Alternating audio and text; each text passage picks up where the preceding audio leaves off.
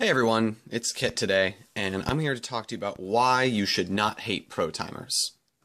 So first off, I'm going to throw out a misconception that a lot of people have, is that all pro timers suck, and this is not true. Recently, as soon as August 2013, there's been a new pro timer released that has a sliding mechanism for the knobs. The old ones looked like this, and they just simply rested on top of the knobs, and this has caused a significant improvement since.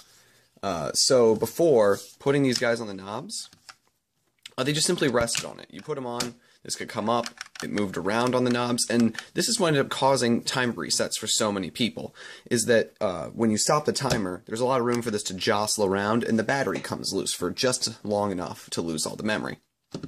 Now, with this timer, it comes on this, to the spit to the offset on the right, and then slides on, and now it's much more securely on, and even when you pick it up, you picked up the whole mat with you.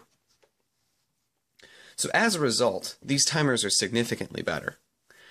Now, not all competitions have these new versions of pro timers. Many of them are still stuck in the older models, like this one's from January 2013, whereas this one is from August 2013.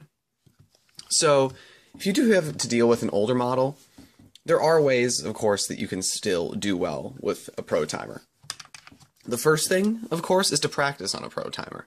This may seem silly to a lot of you, but there are a lot of people who are just so stuck on Gen 2 and think that Gen 2 is the best that they have to stay with it.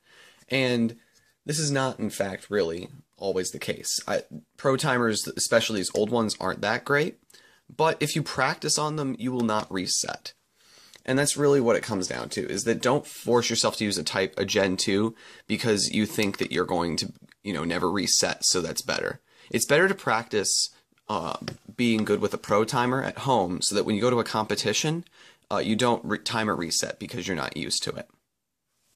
Another point that I'd like to make is how the pro timers have changed.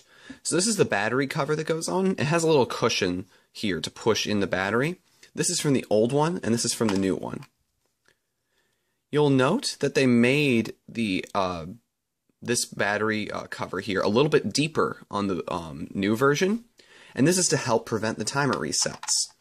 So really, with a new pro timer, it really should never have a reset. The only time in competitions where I have seen resets is when the pro timer is not properly slid into place. So, for example, I have seen timer resets if the timer is simply resting here, but it hasn't been slid, because if it is over here, it will jostle around. So that's all I had to say about pro timers today.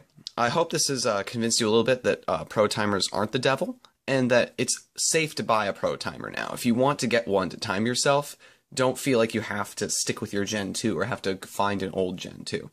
Also, don't fear them in competitions. Just make sure that you practice softly putting your hands on the timer, and make sure your hands stay there to ensure that the timer does stop. And practicing these two things will really make sure that you never have a timer reset, no matter what kind of timer you use. Alright, until next time, we'll see you tomorrow with the next video of Cubing World.